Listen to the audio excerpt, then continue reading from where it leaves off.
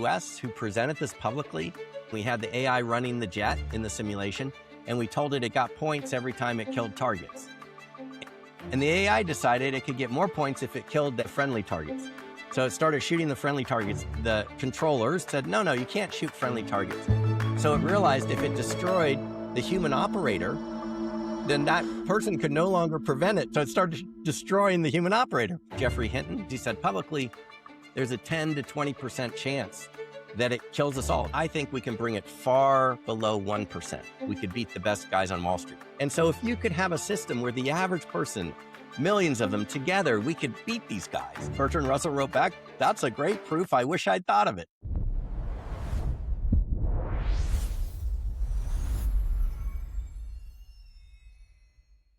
In the next hour, an AI on your phone will sort emails on your behalf, suggest who to reply to first, and quietly delete photos it thinks you don't want.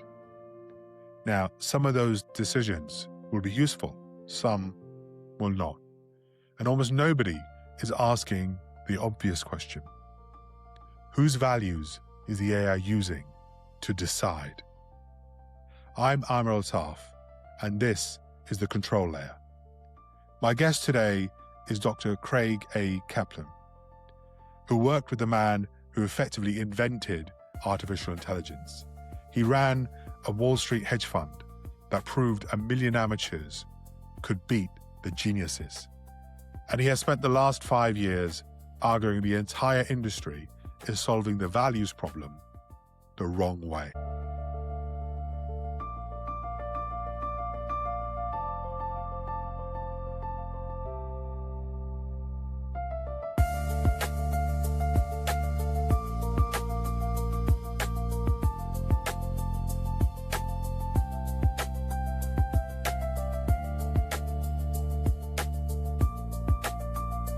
Craig, it's great to have you on the podcast. Amer, it's my pleasure to be here. Fantastic. So why don't we start? Why don't we start by giving the audience a version of your personal story and your experiences? So try and describe where's the through line that gets you from working with Herbert Simon in the 1980s to arguing that today the entire industry is solving the values problem the wrong way. So why don't we start there? Sure. Yeah, I'm excited to be able to talk with you about my favorite subject, which is artificial intelligence and intelligent systems. So my whole career has been devoted to first researching these systems, which, as you mentioned, I started in the 1980s in academia. I got my PhD at Carnegie Mellon working with Herbert Simon. We wrote some papers together. I also studied with Alan Newell, and it was a funny time there at Carnegie Mellon. Right in the mid-'80s, they were just inventing all the algorithms for machine learning, which today are powering GPT and Gemini and Claude and all the popular models. So they were called the neural network machine learning approach. And so I also was a member of those research groups. So I got a really good grounding in sort of both symbolic AI, where you program rules into a computer, and the machine learning approach, where computers learn themselves. And then from academia, I kind of went over to the dark side, so to speak, and spent most of my career in industry. So 30 plus years, I think, as a CEO, founding different companies. I sold my last one in 2020. But the through line, the theme of everything I've done has been related to intelligent systems. And in particular, the little niche that I sort of specialized in was collective intelligence, which is the idea that many minds are better than one. So that could be AI minds, put many AIs together. It could be humans. And so I spent decades really designing and implementing these systems for various domains, including Wall Street and educational testing. So yeah, it's been a wonderful experience just watching AI evolve. And these days it's going so fast. I've never seen anything so exciting as what we're seeing right now. So that's a quick overview of sort of my background.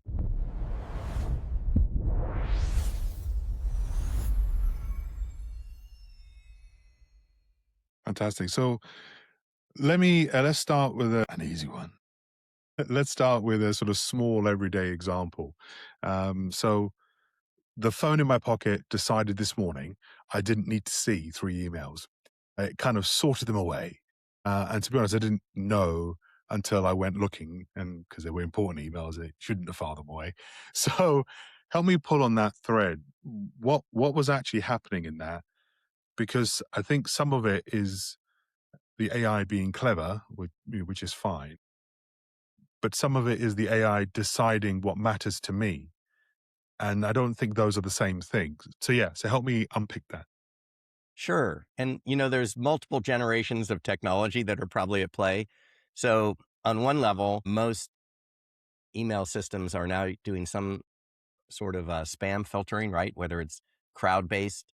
So, when you say this is spam, that helps the system block it for somebody else. There may also be rule-based systems in there where there's just rules. Don't ever show Amer this kind of email. He's not interested, or you yourself may have put in some rules. But sort of the exciting part to me, and perhaps to your audience as well, is sort of the latest generation of AI agents where they really can learn about you and sort of try to figure out what it is that you would be most interested in seeing and surface that. That would be one thing. In the near future, if you're not already doing it, they could actually draft responses or send responses to emails on your behalf. And, someday they're going to be able to process all of that information, not only from your email, but from all the other sources, your YouTube channels and everything that you pay attention to. And rather than you having to sort of sift through all this and say, oh, I like this, I don't like that, thumbs up, thumbs down, it will sort of act as your agent, your personalized agent, to surface just the things that it thinks you would like to do. And so the mechanisms behind that, sort of at a high level, it's personalization, right? It needs to learn about you. And it does that by, as all these systems do, looking at your data and looking for patterns in that data. And of course, you could also help it by giving it explicit instructions. So in general, there's kind of two modes. There's passive intelligence, where these systems, these AI systems, are really just all database. They're just looking at data, looking for patterns, trying to, draw inferences from that. And then there's active, where the human is kind of more of a partner with the AI and saying, hey, this is what I like, this is what I don't like, giving it explicit instructions. And so AI can learn in both modes. And I think it's most effective, actually, to the degree that humans are willing to spend the attention interacting with their AI. If the humans can give it explicit instruction, that really helps it a lot. Otherwise, even the smartest assistant sort of has to guess until you give them feedback, right? So have you experienced an example where, in that AI trying to be helpful and trying to assist, it made a choice you wouldn't have? Yes. And actually, this field is evolving so quickly. I can speak to the current state, but Mm. very likely in 6 months, many of these issues will have been solved. But currently, what I find is areas where one has expertise. So in my case, for example, I spent many years at Predict Wall Street building systems for financial services. And in the process of that, we traded billions of dollars on Wall Street, and we know a lot. And I learned a lot. I knew nothing at the beginning, but by the time I was done 14 years later, I learned a lot about Wall Street and trading and options and all those things.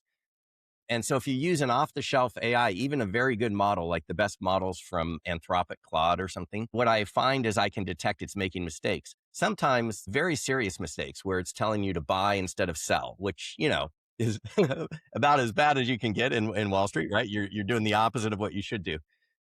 And if you look at the reasoning, it had rational reasons for arriving at it, but it maybe made a wrong assumption or it misinterpreted something.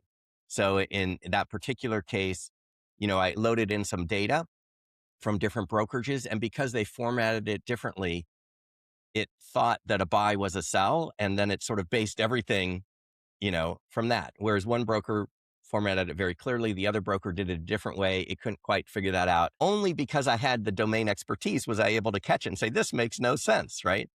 Had I been sort of a more naive person in that area, just kind of average experience with Wall Street, I might very well have followed that advice because it sounds so authoritative. It sounds very confident, like it knows what it's doing, and it'll put in disclaimers. This is not financial advice. But of course, most of us sort of ignore that. We've learned to trust these systems. And so I guess my high level is the systems are getting a lot better. They're not quite to expert level, and you still need to check them. And especially if the decisions are high stakes, if it's something about your health, if it's something about your financial situation, you really want to do that. And a good way to do that, actually, if you're not an expert, is to try to have multiple models. So again, the collective intelligence idea. Claude may say one thing, see what GPT says, see what Gemini, have the models check each other. And just as you might ask a group of friends and sort of take the consensus opinion, that would be more reliable than relying on just one friend. You can do the same thing with these models. So that's a little tip that might be useful.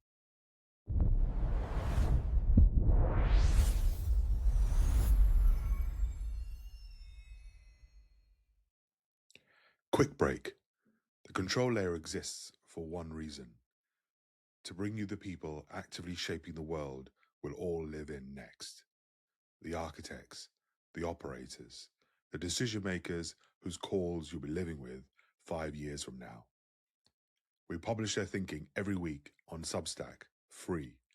Every claim is sourced, every prediction goes on a tracker we revisit publicly when the test date comes up. If you want to be in the room when the future gets built, subscribe at link.arcava.ai/join. Now, back to the conversation.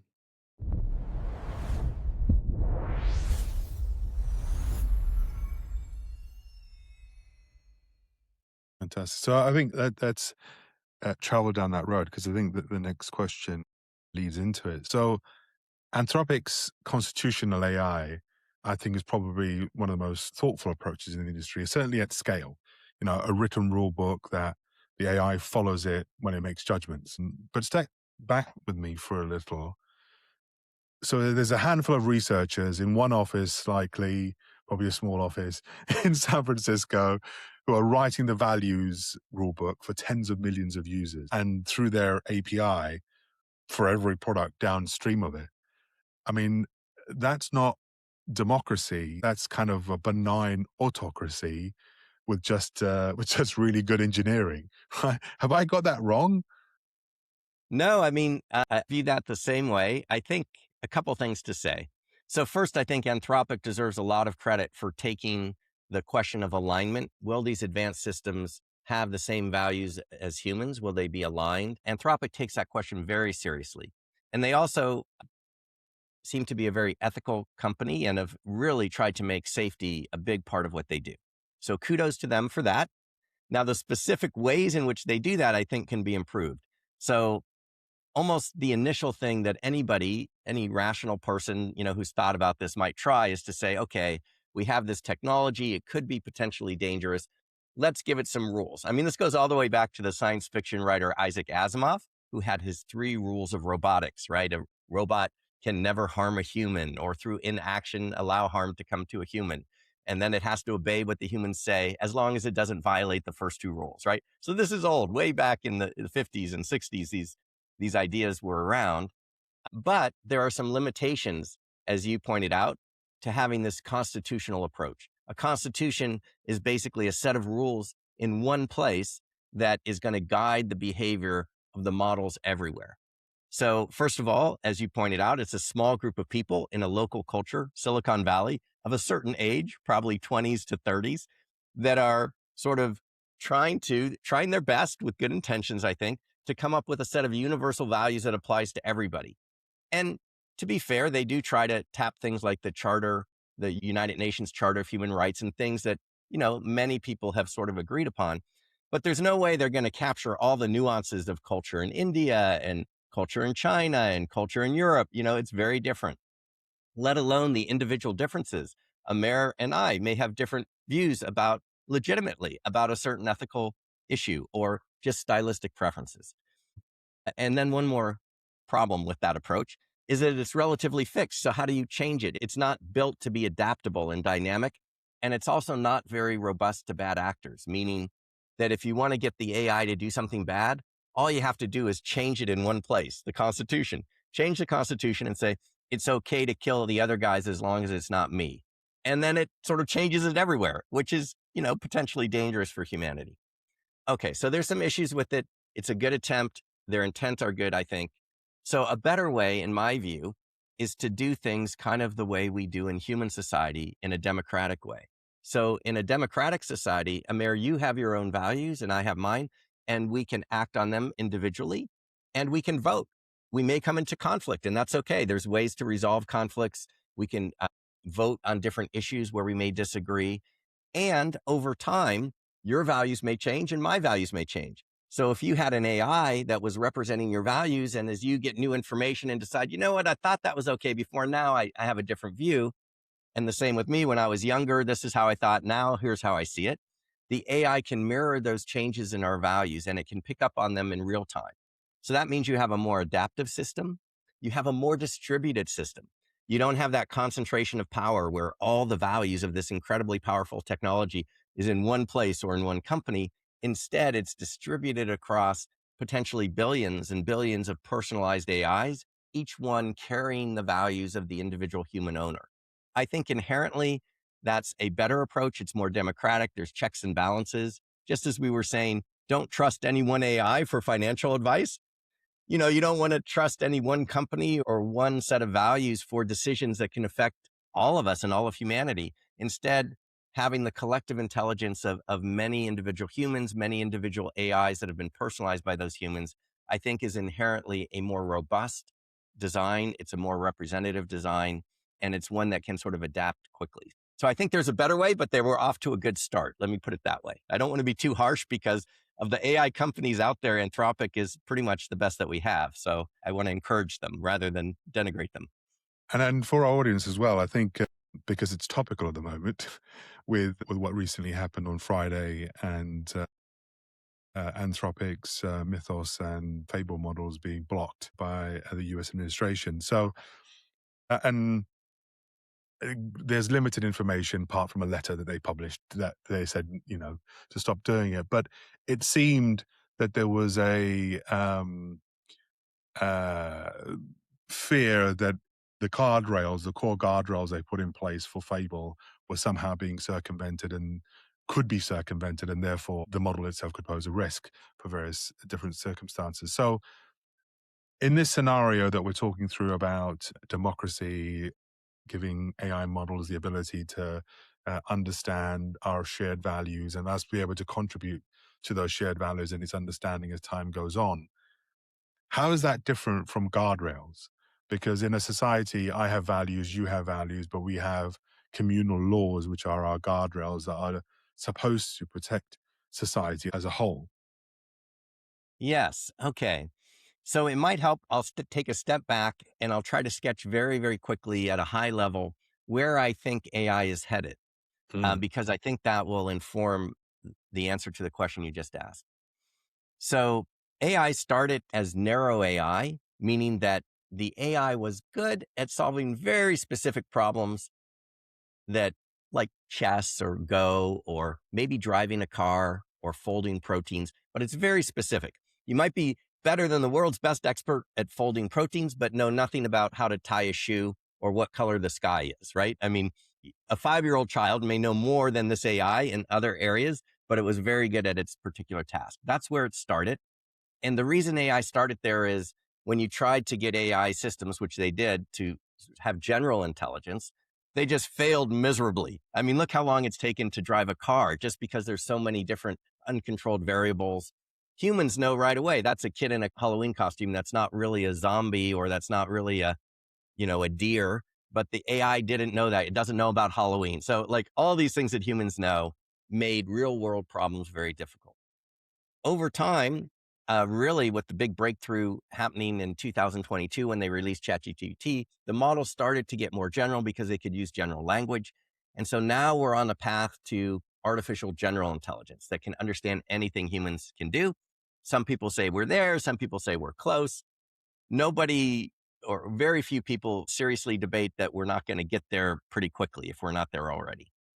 Okay, so that's kind of trajectory.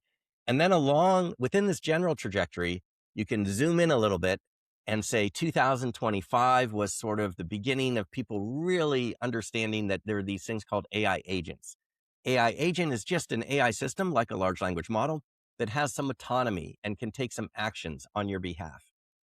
And that took off in 2025. It's now like full blown. Everything's about AI agents in 2026. It's going to get better. It's the buzzword of the year. It's the buzzword of the year, and for good reason, because they're so powerful and helpful. So then the next step, which is beginning to happen, is if one AI agent is good and helpful, how about a whole community of them? How about 1,000 of them? And people already they spawn multiple agents to solve problems. But the field is still kind of in its infancy in terms of coordinating these AI agents and really having a society of agents, right? So the analogy to human democracy is we've developed individual intelligent entities, these AI agents that are kind of like individual people. But what needs to still be developed and what is being developed is that the rules of society that allow them to work together and also the mechanisms for them to communicate very efficiently and effectively and so forth. I think that a lot of the safety issues can be resolved at that society level, at that community level. Guardrails is kind of like trying to put restrictions on an individual human. This human, you know, you go in their brain and you just turn off parts of their brain that might make them do bad things. That's kind of the current state. It's a little bit of a losing race because with both humans and AIs, nobody has any idea of what information is represented. That's why as you build these models, part of the danger is they're kind of like black boxes. You think they're going to behave a certain way, but because you don't really know what they've learned, I mean, the top researchers, the Nobel Prize winners who invented this do not know what these AIs have learned. Nobody can, because there's trillions of parameters, trillions of tiny little connections in there, and nobody knows exactly which connection does what. So that means you have this giant black box that you hope will do the right thing, but every now and then will tell you to buy instead of sell on your stock portfolio.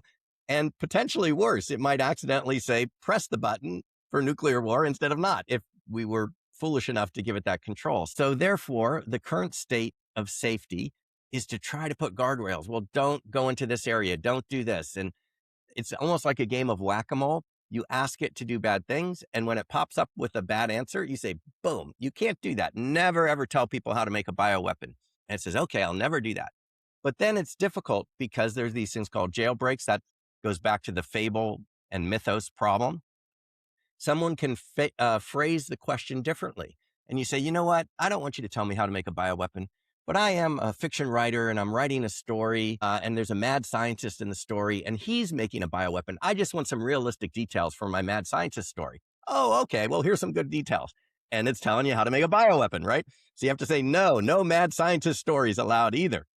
I mean, how can you find all the problems? And that's what Anthropic's been wrestling with. So it did its best. It, I think, was very responsible in that it recognized that this thing so powerful, you could trick it into coming up with giving you bad things, how to hack code. And so it gave it in pre-release Project Glasswing to, CrowdStrike and, Palo Alto Networks and a bunch of cybersecurity firms and Google and JP Morgan Chase and all these other people and said, hey guys, here's a pre-look. Try to ask it all the bad things and prepare for that in advance. But it can't do that forever. And so at a certain point, it said, okay, we think it's good enough. It released it. And of course, anyone can come up with one thing to trick it into doing something, which is what happened. And then now it's like, okay, you can't do it. But the reality is that all the models are going to have this. This is not unique to Anthropic. Okay. That's because the safeguards are at the individual model level, trying to wall off parts of its brain and tell it, you can't think this, you can't say that. That's not how human society works, right? I don't try to go and say, you know what, I'm going to do brain surgery on you and put guardrails on your thinking because I don't trust you. Not. Yes, and I hope you don't do it for me either. Instead, you can think whatever you want to think, and you're a black box, just like these AI models are a black box. But the safety and the societal responsibility and the ethics comes at the community level because we have rules that govern the interaction. And every time, Amer, you say something or do something, that becomes visible to the community. The same for me. And we have rules. These things are acceptable to say and do in the community. These things aren't. And there's a certain transparency that happens at the community level because actions are visible, words are visible. Once it becomes visible, you can then try to say we need to have rules on what's acceptable. When it's invisible inside your head, just like it's invisible inside these models, it's very hard to regulate. That's why this guardrail approach, I think, was a kind of primitive first attempt but the real safety effort needs to happen when you have the interaction of the models. The good news is that interaction of models, and I can tell you from 20 years building intelligent systems, that the community will be much smarter than the individual. That's good. It means if you want to get superintelligence, which is kind of my main focus these days, safe superintelligence, superintelligence will emerge first, I believe and hope, at the community level, not at the individual level. So you can have many very smart individual models and humans that are working together. Together, that community will reach a level of intelligence that can be deemed superintelligent, smarter than any human, smarter than anything we've ever seen. That could be dangerous, but because it happens at the community level, if you design the system appropriately with checks and balances and safeguards, you can have the other AIs on the community, the other humans in the community sort of regulate and apply in real time safeguards. Just as in a democracy, you have checks and balances. Here, you'd have checks and balances in the community. There will be bad actors for sure, just as there are bad actors in a democracy. But as long as the majority of humans are pro-social and positive, which I believe they are, we may have our differences, but very few of us want to kill everybody, right? Or steal everything, then it should work out because, it's going to be smart intelligence keeping tabs on other smart intelligences. And you just need more of the good guys and the bad guys and a decent set of rules and communication. So that's my hope. I'm actually quite optimistic for the future. I see these individual AI agents moving very rapidly to communities. And I think at the community level, it will be much easier not only to have lots of values like we talked about earlier instead of one constitution, but also to have these safeguards and these democratic methods for implementing checks and balances. I suppose that's also something that bears out with humans in the real world. I mean, it's a lot easier to con a person when you deal with it on an individual level than if that whole interaction is public and allows others to contribute and go, hold on, you're being conned. I can see from my vantage point, you are being conned. Don't do it. So I guess in the agent context, that also happens, which is, I guess, what you've described, where a person can con an AI to break its guardrails by using a subtle phrasing or a subtle way of interaction, and therefore for it to break its own rules, its own purpose, its own controls. That's right. More transparency is going to be good. As people say, sunlight is the best disinfectant, right? The democracy really depends on sort of the ability to see what's going on. And I think the same is going to be true when it comes to building safe AI systems.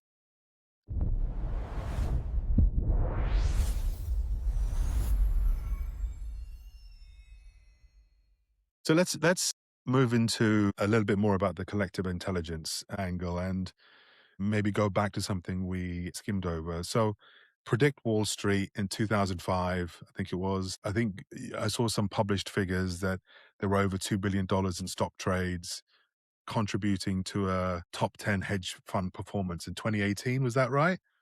That's right. So Predict Wall Street was a company that I founded. We got venture capital and it was officially sort of launched in 2006. The prototypes were built way back in 1999. So it was a long process and it was finally sold in 2020. So I think of it as it was a 20-year endeavor for me, of which maybe 14 years were sort of with investors and a lot of backing behind it. And what Predict Wall Street did, I did not come from Wall Street. I didn't have any knowledge, probably more than your listen. Probably I knew less than most of your listeners about the stock market. I mean, I had never really traded a stock or anything. So it was kind of crazy to build a company that was built on, trying to beat the best minds on Wall Street when you have that level of inexperience. But I had one idea and I had a lot of knowledge about collective intelligence systems. And the idea was many minds are better than one. All these retail investors out there who might have a Charles Schwab account or TD Ameritrade account or Interactive Brokers account, that each of them knew a little something. And if we could somehow aggregate all of their knowledge and wisdom, even if they didn't think they knew that much, somehow amongst millions of people, there was knowledge that was valuable. And if we could find a way to hook up their brain power in the right way, we could beat the best guys on Wall Street. And we picked Wall Street because we were looking for an area where there was a clear scorecard, right? So in Wall Street, you win, you make money, or you lose. So it's really easy to measure, are you doing well or not? And then the other thing is we wanted to pick one of the hardest problems we could find. And we figured there's pretty much nothing harder than competing. If you And I got to know some of the people that we were competing against because, they work at the best quant funds in the world. And these are amazingly smart people, like, Nobel Prize winners, or if they haven't won the prize, it's only because they've been working away, quietly making money. So super smart people.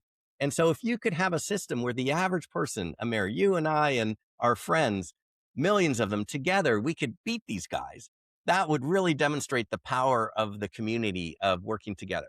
And that's finally what we did. It took us a while, longer than I thought at first, but by 2018, we were trading real money, millions of dollars in a hedge fund, billions of dollars worth of trades over the lifetime of the company. And we had a top 10 performance in 2018. And so to me, that was the moment of proof. I mean, I believed it obviously a decade earlier, but there's a big difference between believing in an idea and actually building it and seeing the result. And that gave me confidence that of the power of collective intelligence. And it also taught me another thing, because we interviewed the individual investors and we asked them, so when you're putting in information that we're using, what are you thinking? And they said, gosh, I'm almost embarrassed to put this in. I feel like I'm guessing. I don't know anything. I'm worried about messing up your data. So the individual themselves may not really give proper credit to themselves about the knowledge that they actually have. And I think that's very important to remember, because when it comes to AI, sometimes I talk to people and there's a sense of, what can we do? AI is just this wave, it's coming. I just have to sit here and, well, let's hope it doesn't kill us or whatever, but let's hope it's beneficial. No, that doesn't have to be that way at all. If you have a collective intelligence approach, each individual's AI agent with their values makes a difference. And in aggregate, it will beat the very best, in the field, even if that very best didn't have such good values. And so that's important to remember. So, I mean, you had a great deal of faith over those over those 20 odd years. But was there one moment, I guess one trade or one signal that where you saw this collective intelligence do something that the big quant desk just couldn't? Well, I think what gave me confidence to pursue it was way back, 1999, 2000, before the company was really off to the races. I had done some pilot studies, because you don't want to invest everybody around me was telling me this was a crazy idea. And please, Craig, don't waste your life on this. But So sometimes I the thought, best, most successful ideas are the craziest, it can be. right? Well, at least you can be fairly sure that not a lot of other people are going to be doing that because they all think it's crazy. So I needed something to sort of give me some confidence other than just my own feeling that this was a good idea. And so there was a nonprofit group out here in California on the coast, and there was a group called Save Our Shores that cleans up the beaches. And I went to a meeting and I said, would your members be willing to share their opinions about different stocks? And every time they share an opinion, we'll make a contribution to Save Our Shores. So it's kind of win-win. But it didn't matter because that gave me the confidence I needed to charge forward and then kind of go all in on this. So that's what I remember as sort of the impetus. In terms of there being one decision or something that the collective made that others didn't, I mean, in Wall Street success, at least the way that we traded, we would trade hundreds of names every day. So it was literally, millions of trades. And it's an incremental advantage that allows you to beat the very best guys. So it's kind of like in Las Vegas or something where the odds are a little bit against you. You're playing the game and they have a 51% chance of winning and you have a 49. Everybody gets excited at the dice table and they think, oh, this is great. We're winning. But over the long run, if you have enough rolls of those dice, it's just inevitable, mathematical certainty that the house is going to win. And it's the same way that the Wall Street guys do it. They try to get a little bit of an edge on every trade. And that's essentially what we were doing with our system as well. So the collective intelligence, might only be 45, might be 55% right, 45% wrong, or sometimes 51% right, 49%. But over many, many trades, it outperformed the other guys. So there was information and knowledge there. So you've delved quite strongly there into how that power of collective intelligence, pooling the capability of the many is better than the capability of a single individual, right? The chorus is better than a single performer. So, but one of the things I kind of struggle with is that in the human world, sometimes that crowd can also be the chaos of the mob, Yes. right? So how do you prevent the collective intelligence in the AI world not becoming that chaos? Yes. So in the human world, and I've actually given talks on this where the title was The Wisdom and Madness of Crowds, because there's both. There's collective intelligence, there's this wisdom, but you can also get this herd behavior, like everybody stampeding for the fire exit. And so it's a little more subtle than maybe I'm making it sound like two heads are always better than one. Well, no, I mean, if it's two panicking heads, maybe not. So with humans, a lot of the times that collective intelligence sort of doesn't work very well is when it's very emotionally driven and people are not so rational. And if you think about it, some of the reasons that collective intelligence can work, can be superior, is because each individual human, or even for AIs, each individual AI has what my old advisor, Herb Simon, who won a Nobel Prize in part for this idea, used to call bounded rationality. And bounded rationality just means that each of us has a limit. We can only process so much information. We can't take in all information, and our brains only go so fast. So we can't really compute the absolute best, solution to a problem. He called it satisficing. We do something that's good enough and we process the information that we're able to, and then it's time to make a decision and we just go with it. And so these limits restrict us from performing as well as we could. But when you have collective intelligence, Amer has the knowledge that you know, I have the knowledge that I do. When we put us together, the total knowledge is bigger. So a lot of our knowledge is overlapping, but there's pieces that you know that I don't, and I know that you don't. And all of a sudden, the amount of information that's been processed just got bigger. And also, you're an additional processor, right? So I think of all intelligent beings as information processors. Whether you're an AI or a human, you're processing information. So Amir is processing information, Craig's processing information. Some of it is redundant, but some of it is added. So these benefits of being able to have wider access to data and also to have more processing power from a theoretical point shows you that you ought to be able to get better performance than just a single entity alone, right? And that applies to any intelligent entity, whether it's AIs or whether it's humans. And so that's kind of one of the underlying reasons why you are able to perform better. And then to avoid it being madness, you need to make sure that the emotions and the sentiment, especially fear and greed, these sorts of things, which are rampant on Wall Street, you have to kind of take those out of the equation. Otherwise, it doesn't matter how smart you are, you're panicking and you're going to sell at the wrong time in a Wall Street scenario anyway. But I guess also in that scenario, going back to the argument about bad actors and charlatans and conmen who may Yes. want to do people ill for whatever reason. We can see in the real world there are examples when a small group of conmen, charlatans can influence a wider population, whether that's through financing, media, whatever it is, right? Bots sending messages on social media, what have you. You can influence whole elections potentially, right? So what would prevent the same kind of influence of a small group trying to influence the crowd and change its assumptions about what is true and what is not true? Because we also see that starting to play out, particularly in Western democracies, where what we thought was real and true, there's a whole slew of people who now believe the opposite. It's Yes. true. And so, how do we prevent that also taking shape and taking hold in when it comes to AI agents? Yes. So, in some ways, AI is going to challenge us humans as we have never been challenged before because these problems have been around a long time. As you point out, charlatans have always been around and con people, and there have been dictators and demagogues. And, throughout human history, we've wrestled with these. And typically, many of these demagogues and people that rise to power, conmen, they are preying on the human weaknesses. Like everybody has a little bit of greed in them and a little bit of fear. And by playing on those things, you can sort of gather power, right? And the defense, going all the way back in the US to Thomas Jefferson, is like, good educated population. And I would say critical thinking.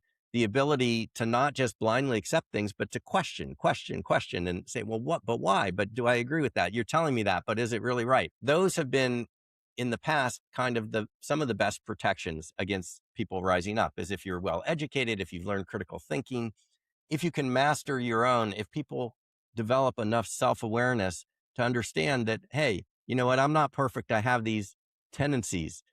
When all my friends are making money in this stock, even though I don't understand why it's going up, I want to jump in too. Like, if you watch that in yourself, you realize that we all have these tendencies for greed and then fear and so forth. And so in the past, people who've been able to be aware of that, to exercise critical thinking, to increase their education, have been more resistant. And when you have groups and societies that emphasize those things, then that society has become more resistant to bad influencers.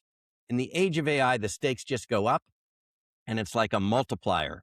So now you really have to be careful, because not only is it just yourself that's acting, but everything you do, everything all of us do, is being watched by AI, and we are essentially teaching it.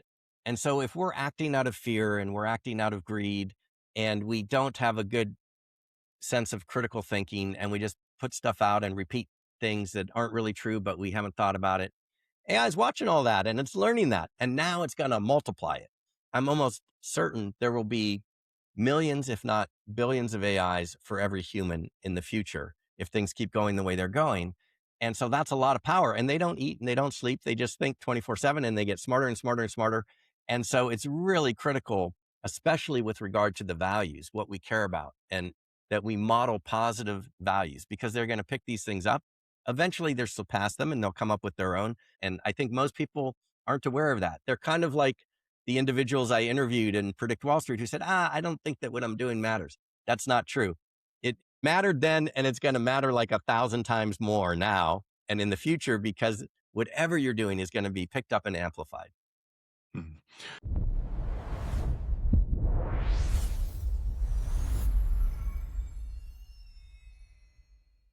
So let's delve a bit more deeper about democratic AI.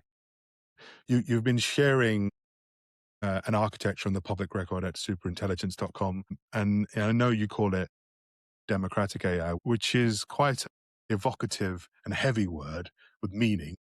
Yes. People hear it and they assume things, town hall meetings, voting on laws and deciding on rights, and, all that history that comes with it. So can you describe what democratic AI is? You mentioned earlier about this idea of voting, but how does that work? Sure. So at a high level, in terms of the technical design of the architecture, there's a few components. So the first thing is you need a personalized superintelligence or personalized AI agent, which will then become a component of a superintelligence system. So the good news is that everything is going in this direction anyway. I mean, if you look at Meta, the company Meta, they've basically made their focus personalized superintelligence. It's amazing that they're using those words, but that's exactly right. And it shows that Mark Zuckerberg and his team are thinking ahead. They're seeing where the puck is going here. But that's the first component. And there's a tremendous number of forces that are driving everything down that path. It just makes sense. Each of us, we started the conversation talking about emails and filtering our emails and, having AI agents work for us. Well, the more they know about us, the more personalized they are to us, the more valuable they are. And what's true for you and I is also true for corporations. If I'm an insurance company, I really want all my AI agents to be personalized, not off the shelf. That doesn't give me any competitive advantage because everyone else has the same off the shelf agent. If I'm a corporation, the only competitive advantage comes from the personalization of those AI agents with my unique values, corporate values, with my unique corporate information. So it has to become personalized. So for sure, the trend is towards personalized AI agents and personalized AI. So that's the first piece. Once you have personalized AI agents, you now have something akin to the individual actors in a democracy. You have individual intelligent entities and you have diversity. They don't all think the same way. They have different values. And that's traditionally, I think, always been one of the tremendous advantages of democracy is you are able to bring in multiple points of view. It's not just one dictator's point of view. You have a wide range for all the reasons we've talked about in terms of the benefits you get with collective intelligence. You have more data, more processing power, more diversity that can lead to better decisions, right? So step one, you have personalized AI agents. That gives you your actors. Then the next thing you need is a way for them to interoperate very efficiently. So it's a little bit of a technical problem. There's lots of different protocols out there that people are beginning to develop to have AI agents talk to other AI agents. I have a little bit of a bias here in the systems that we've made freely available to anybody can take these things. They're all on the site because my main focus here is just let's try to build this as safely as possible. I mean, making money is great, but surviving is so much more important. So, and prospering. And I think there's a very good chance the odds are, very high that it's going to be really good, but we just have to be careful in how we do it. So the technical details of how you communicate. Herbert Simon, Alan Newell, way back in 1972, wrote a really thick book called Human Problem Solving, in which they studied exhaustively how humans solve problems and how you could represent any problem in a very rigorous way. Turns out that exact same way that works for humans can work for AI. So that means you can represent any problem. And when humans do their contribution towards solving it and AIs do their contribution, it's the same rigorous model. It's very precise. You went from this state and then you took this action, then you're in another state. You had this goal. Now you're working on this goal. So it's a scientific theory that gets rid of the miscommunication problems. So you can have humans working together, you can have AI working together with the humans and with each other, and there's no or very limited potential for miscommunication, which makes it very, very powerful. And it also means you can document every little step in the problem solving. So if somebody does something that's not right, you can sort of see it in the record, and that record is auditable. So there is a whole technical chunk that comes along with how to do all that. And that's in these white papers. I mean, there's over 1,000 pages of them, but there's also short 3-minute videos and so forth at Superintelligence. So I'm hoping people will sort of, at a minimum, take inspiration from that and build their own version, or to the degree that it's useful, just take it and build it. So that's the technical piece.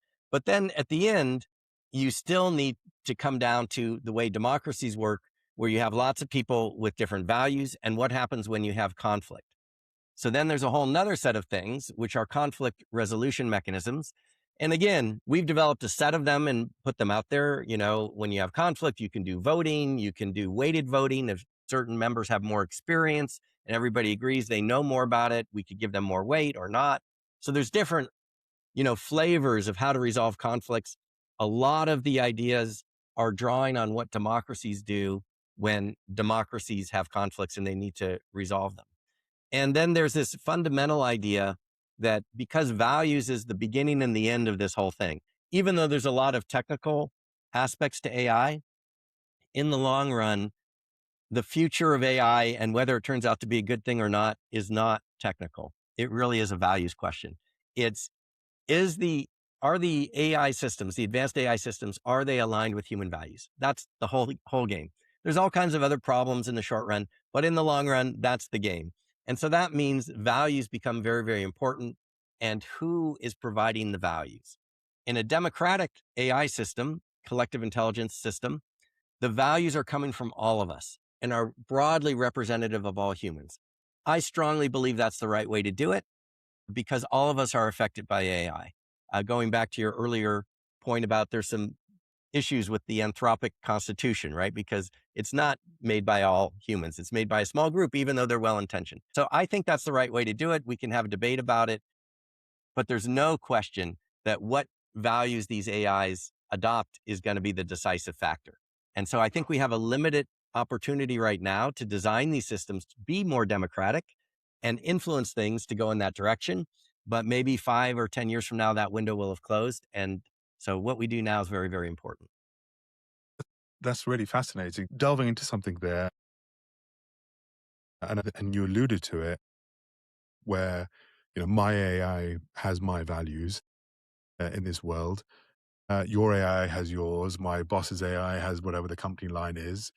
A regulator's AI has theirs. They enforce the law, and which I guess sooner or later, I'd argue, will probably pass sooner. We need some mechanism for handling all of that. These agents will now sit down at the same table and start working together. Virtual table. So who calls the shots? How does your architecture not just end up picking a side? Whose voice is more prominent in that? Is it the states or the regulators? Is it the company? Is it the person? Yes. And it's kind of a design decision, I think. You could give more weight to certain actors. You could say the state has the final say, or Anthropic could say we have the final say. I personally don't like that. It's going to be a matter of how the system is designed. The design that I would advocate would be as democratic as possible.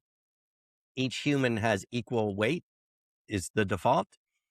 And if the humans decide that in certain areas, people say, you know what, I'm not really an expert in that. I'm willing to delegate my voting or something to somebody else. There should be mechanisms to delegate so that if you feel like, because look, we're limited, bounded rationality, right? I can't think of all the things, and I'm certainly not expert in more than one or two things.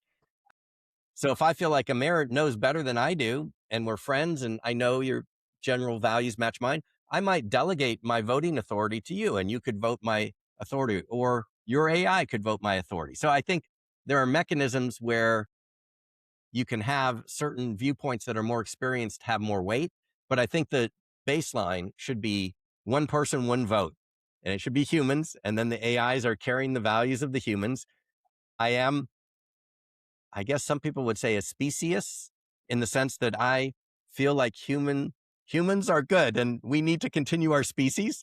And I'm not one of the folks that think that we should be transcended by AIs. I'm in favor of, humans prospering and everything, and also taking care of our planet and doing all the things that we should be doing. And I think it's very important, therefore, that human values sort of are the basis, but I think it should be democratic. I mean, I agree with you. I think if as a human you don't believe humans should succeed, then frankly, what's the point? But there are people out there who really think that. They think, oh, we're just a stepping stone on the way, and that's a good thing. We should accelerate that.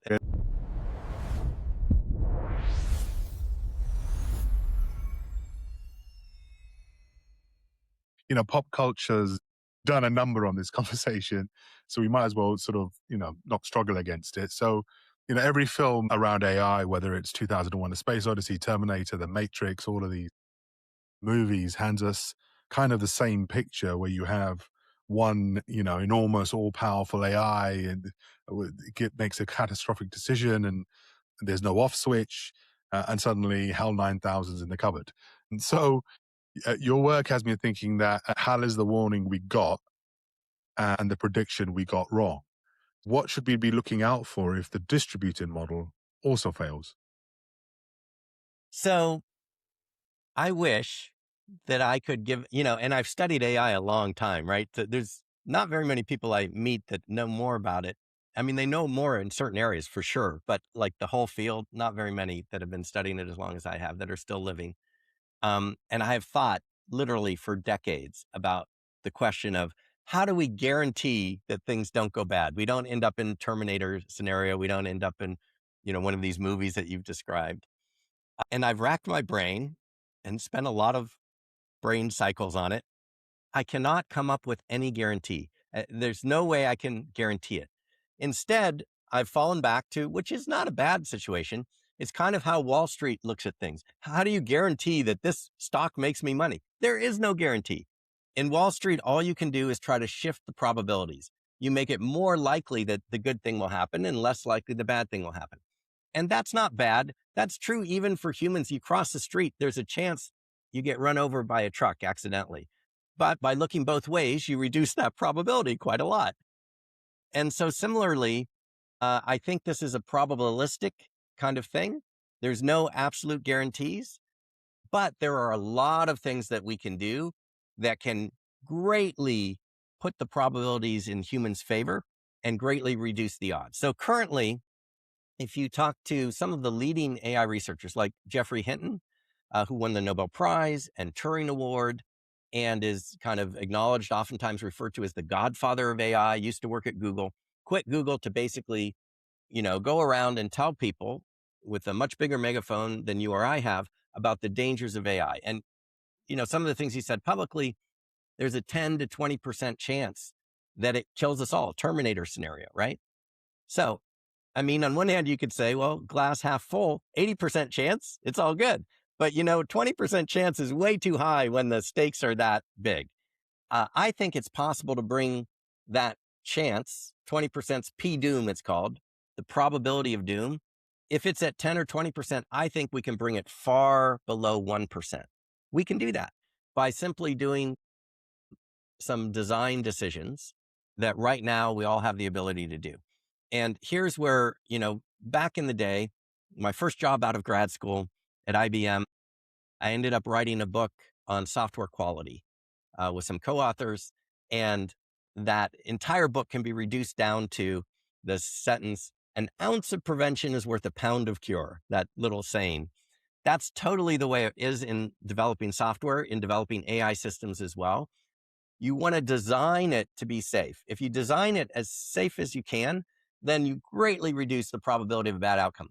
Unfortunately, because everything is so new and people are figuring it out, they're not really designing it much at all. They're just feeding it data. They have the algorithm, they know it learns, and they know it will be smarter when it comes out. If you give it more GPUs and more data, it will be smarter. But there is no sense in which it's been designed to be safer. I mean, you could kind of restrict the data a little bit, but that's very, not very effective. So basically, it's not a design approach. It's a build it now and see what it does, and then try to whack-a-mole the guardrails on before we release it. That's like building a car with no brakes and then realizing, oh, we should put brakes in. Let's, tack some brakes on after. It's really not a good way to design anything or to build anything, let alone something as powerful as AI.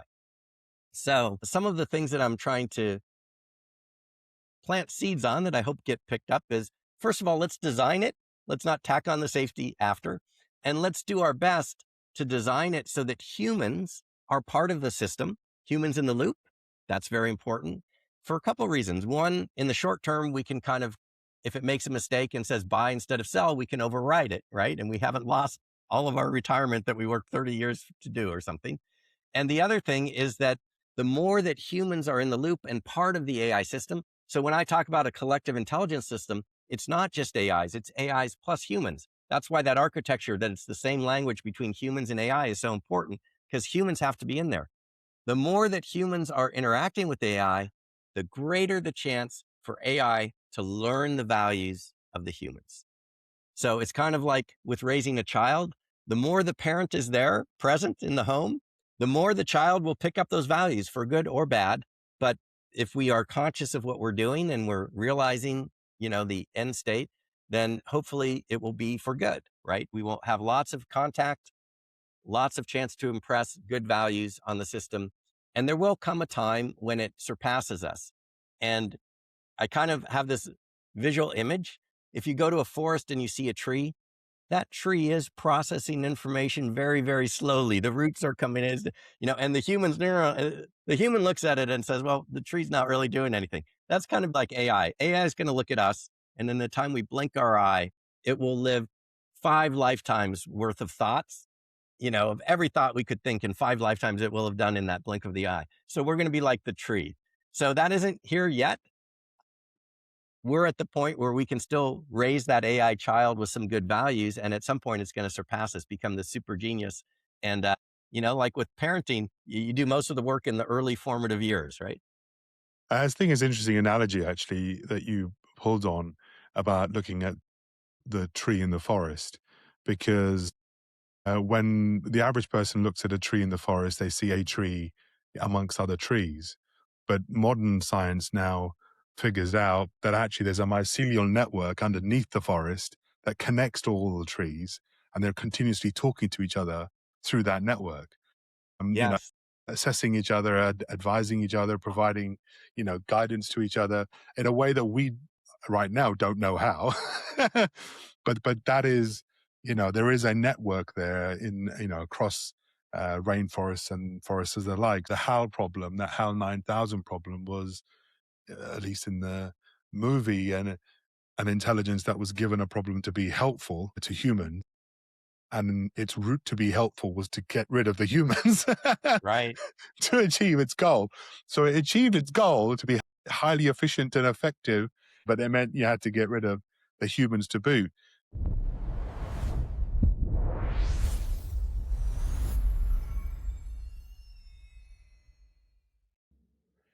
This episode is brought to you by Arcava. I'm Amer Altaf, the founder. The EU has confirmed it. Every high-risk AI system operating in the EU must be auditable, accountable, and reconstructable on demand by December 2027. That's 18 months, less if you count procurement. Arcava turns sovereign AI into outcomes your board can measure and builds them on a foundation regulators will recognize. UK built, auditable by default, engaged by the outcome. If you're standing up an AI program that has to be defensible by 2027, start now. Contact us at arcava.ai.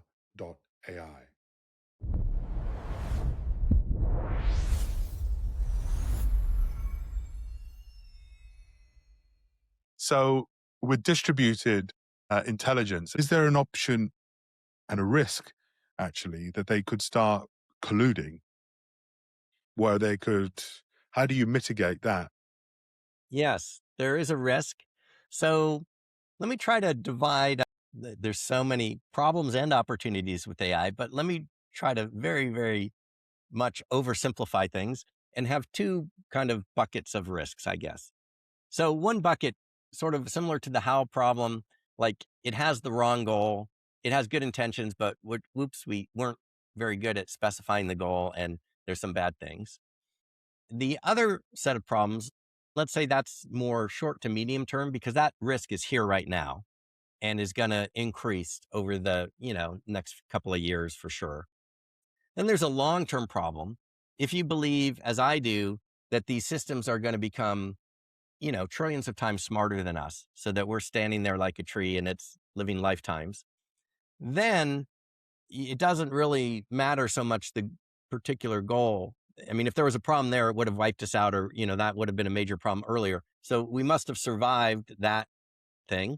And now we have a different problem, which when it lives those hundreds of lifetimes while we're blinking our eye, does it all of a sudden decide on its own? It sets its own goal and decides, oh, you know what? We got to get rid of those humans. They're taking up space and they're so slow and inefficient and not really doing much. And we could put solar panels there and that would be great. We need more energy or something, right? So there's that. So short-term kind of things and longer-term things. So let's try to address each of those. On the shorter-term thing, that's absolutely happening right now. There was a presentation a few years ago, I think 2023, maybe, 2024, Royal Aeronautical Conference. There was an Air Force colonel from the US who presented this publicly and said, look, we were just running a simulation and we had the AI running the jet in the simulation, and we told it got points every time it killed targets. And so there they set a goal, maximize the number of points. And the AI decided it could get more points if it killed the enemy targets and also the friendly targets.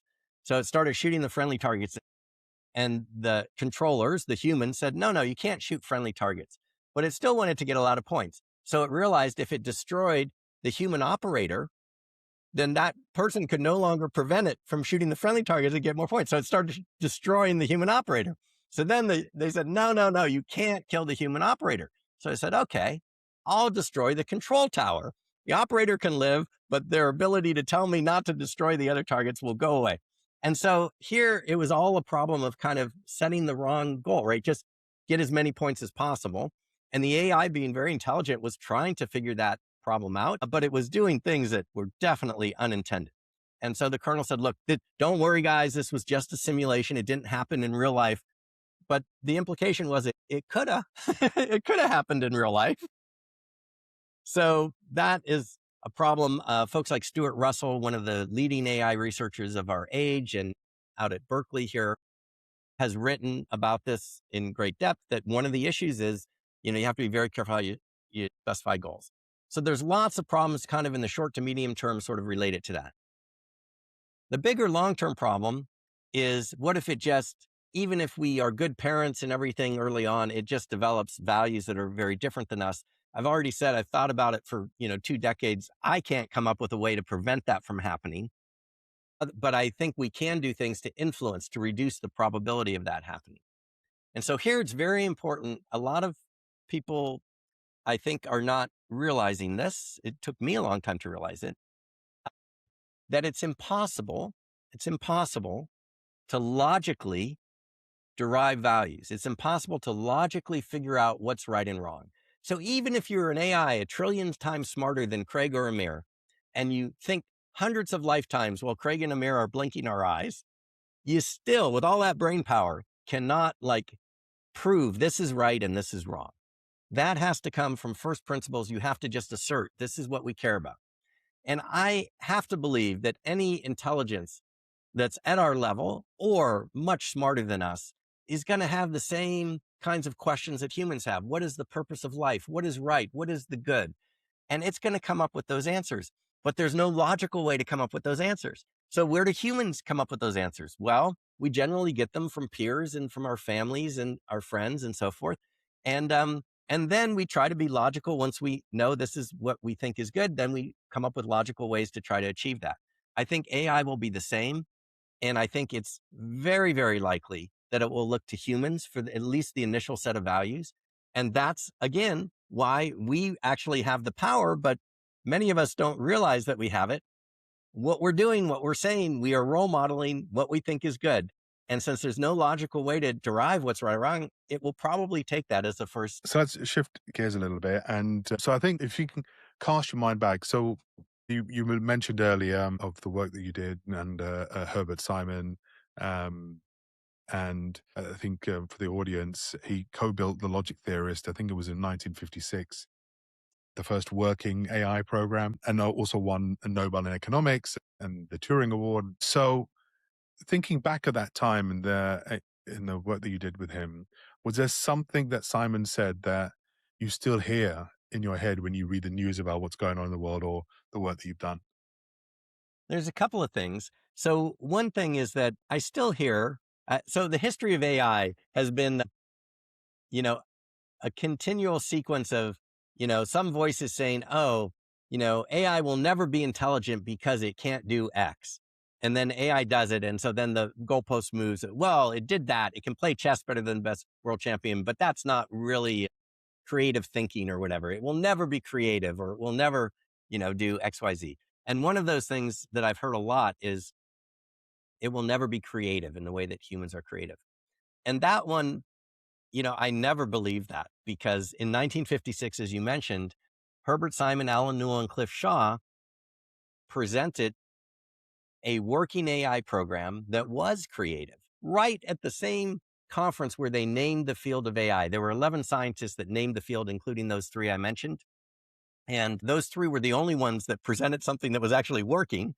And that program that they presented invented a brand new proof. It was designed to sort of come up with proofs that were in a textbook written by Bertrand Russell, so the most famous logician of his day. And it actually came up with a proof that Bertrand Russell was not aware of on its own. And the programmers were not aware of it either. It surprised everybody. And Herb took the proof and he wrote a letter to Bertrand Russell and said, here's this proof that our AI program came up with. What do you think of it? And Bertrand Russell wrote back, that's a great proof. I wish I'd thought of it. So the patent office in the US anyway defines something worthy of an invention. If it's novel, it has to be new and it has to be useful. And that is what's considered creative, worthy of getting a patent. And so way back in 1956, it came up with a new proof, and it was definitely useful because Bertrand Russell said, hey, it's as good as anything I wrote. So it was creative in 1956. So this idea that AI will never be able to do that, never be able to be creative, I just have never bought. So that's one of those areas, I guess. So I guess in expanding on Herbert Simon's abounded rationality, that you mentioned his coined a phrase of satisfice, which I checked isn't in the English language dictionary, but where they pick the first thing that's good enough because reaching for the best is sometimes too expensive, and they settle. But when you look at all the frontier labs and the arguments being made about AGI, that the whole premise kind of assumes the opposite, where it suggests that they're going for optimal rationality, that these models will always produce the best outcome, better than we can produce the outcome. So which one is true? Is what they're saying marketing, and we should take it with a pinch of salt, or has the Herbert Simon idea now shifted? So, a couple things to say about that. First, Herb was talking about human cognition. So, he was making a statement about human beings. And Mm, there's, I think, very little doubt. No one really disagrees with the idea that human brains and human cognition is limited. You have memory, you can only hold 7 plus or minus 2 things at once. That's why we have to repeat phone numbers to ourselves to remember, before we write it down and so forth. And also, it's pretty obvious that no human can process all this information that's out there in the world. It's just overload. We already have information overload as it is with our inboxes. So Herb was making a statement about human cognition. It's absolutely true. And it had profound implications for economics, which is why he won the Nobel Prize in economics. Because in economics, before Herb came up with this idea, everyone used mathematical equations, supply and demand and everything, using all the data, assuming that just as the math equation found the best answer, humans would find the best answer and behave that way. And Herb showed, no, humans don't do that. That's why they don't behave the way classical economics would think they would. Instead, they mm, behave the way somebody who just had a limited ability to process information might behave, right? Okay, so that was what Herb said. Now, you bring up an excellent point, and this is one of the reasons why AI is going to surpass humans, is that it does not have the same cognitive limitations. Now, it has some, it's not infinite, but infinite can be really, really big. It is way bigger than humans. Think about this. So, if I'm an AI system and I have cameras all over the world, that means unlike a human who can only see what's in front of me, I mean, the poor human can't even see what's behind them unless they have a mirror or something. So you're really limited in your perceptual ability. I can't see ultraviolet wavelengths or infrared wavelengths as a human. I can't see things that are very far away. They're too dim, like the Hubble Space Telescope. I don't have X-ray vision. AI has all of that. AI can be hooked into electron microscopes. It can be hooked into the Hubble telescope. It can look at everything happening on the earth all at once through, 100 million different video cameras. I have learned in my entire 60 plus years of, I've read, I don't know, maybe a few thousand books, less than 100,000 for sure. I don't even know if I make it to 10,000, probably made it over 1,000. AI has multiple Library of Congresses, at its fingertips, right? The information advantage it has compared to a limited human is huge. And if that's just one AI that's kind of moderate, out of the box, not even a fancy one. Imagine a community of these things, the most advanced models. Their cognitive limits are so much vaster. Their memory, a context window, you know, a million chunks, 10 million chunks, not 7 plus or minus 2. They can hold all of War and Peace in its memory and instantly find patterns. I have to read through War and Peace, one sentence at a time. It takes me forever, right? So it's just a whole different ballgame when it comes to cognitive limitations. And that's one of the reasons that AI will become far smarter than us. Now, humans do hold one advantage at the moment. It's a temporary advantage, and that is the power of representation. So humans are very good at looking at things and putting it into a certain, framework, a mental model. And from that mental model, even though we're relatively puny in terms of our information processing capability, because we have that model, it allows us to draw conclusions that could take an AI a long time to come up with if it didn't have the right model. It would have to do a brute force processing all the raw data and figuring it out and extracting the patterns, whereas we just have a way of looking at the world that allows us to come up with the answer relatively quickly. But I think that's a temporary thing at best. AI is extremely good at learning. It's going to learn the representations that we've developed. And once it has those, no contest, man. It's just no contest in terms of processing power. So, which in all itself is a bit scary, but okay. So, I'm not trying to scare you. Remember, I'm an optimist, but it's just, you have to be aware. We don't want to be ostriches. We want to be agents that are shaping our destiny here. absolutely, and I agree with that. I think it's always better to walk forwards with your eyes open than with them closed. You're less likely to bump Yes. into things. So,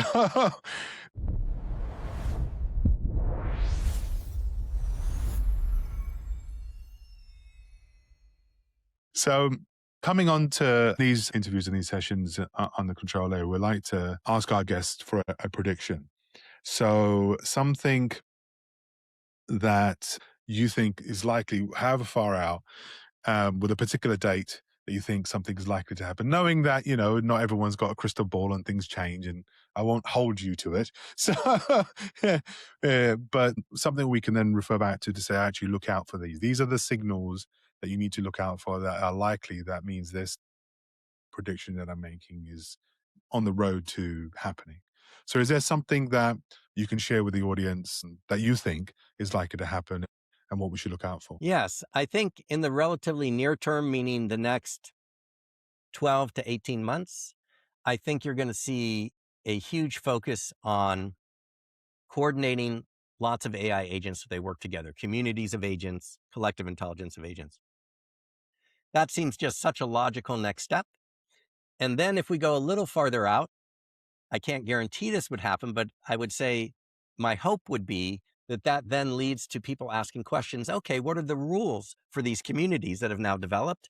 And hopefully the idea of democratic AI and that these communities should be democratic and should be representative of everybody, people will realize that that is not only a better way of including human values, but also a much safer way of building these systems. That's very robust to bad actors because you have checks and balances. But the idea that you're going to have communities of these things is almost certain. And I think as soon as you have communities of them, then the community itself will be able to exhibit a level of intelligence far beyond anything that we have. So you'd be at super intelligence. So we're going to see that before the end of the decade, almost certainly, I would say. Interesting. So this is the next question is the final question. And it's been a brilliant discussion so far. So thank you for that. But for some of our audience are, in organizations around the world, whether a CISO, a CIO, a head of procurement, legal counsel, what have you. What's the one thing they should be taking away to their organization that it should be posing to themselves or posing to their organization when it comes to AI and their use of it? So I think the most important thing, even though it doesn't sound very technical, is values. And so I think on an individual level, you have to think about what are my values and what values do I want my agents to have? I mean, there are even ways with existing AIs like Claude to have a soul.md file or whatever, where you can kind of type in your values, kind of your own little constitution, and it will definitely be learning your values. From an organization point of view, if I'm running a corporation or even a nonprofit organization, what are the values of the organization? How do we treat our customers? What are we here for? That's something that gets relatively less attention than all the excitement about productivity improvements and wow, one employee can do the work of 10 or whatever. But what's really important is that those AIs that are doing the work of 10 are doing it in the way that is in service of the corporate values, in service of the organization's values. So I think values is the most important thing. And then from just a tip for building these systems, try to build them so that they have multiple agents that check each other. Don't rely on one. It's really the group is going to be better than one, as long as all of the different agents are reflecting your values. Fantastic. Craig, thank you for a brilliant discussion and some really deep insights there. So I want to appreciate you for your time. Thank you. Thank you, Amer. I really enjoyed it. Terrific questions. So I appreciate it being on your show. That was Dr. Craig A. Kaplan. You can find his work, including the full democratic AI architecture, free and openly published at superintelligence.com. His video work is on IQ Studios. I want to land where Craig started us. The AI on your phone is already making decisions on your behalf. The question is not whether it gets bigger. The question is whose values it inherits when it does. If you found this useful, please subscribe. We'll be back to test Craig's prediction on the date he gave us. Until then, I'm Amer Altaf. This is The Control Layer.